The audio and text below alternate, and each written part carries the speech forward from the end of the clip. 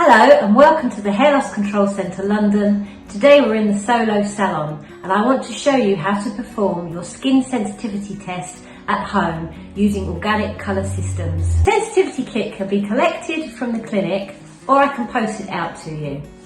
You will receive the instructions, some protective gloves and a small amount of hair colour. Step 1. You need to prepare a piece of the skin by washing and drying it, either here beside the elbow or here between the shoulder blades. Dry the area. Second part is to apply the colour. So remove the lid and just allow some of the colour to sit on your skin. Now you can cover that with a plaster or just allow it to dry. Leave on your skin for at least 2 hours and then wash off. Then monitor the area for at least 48 hours of any signs of irritation. If you do have any irritation or redness, immediately wash off.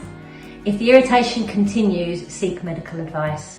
Once you've carried out your skin test, if you can complete the back of the instructions with the date and sign it and give this to us when you return to clinic so we know you've performed the skin test.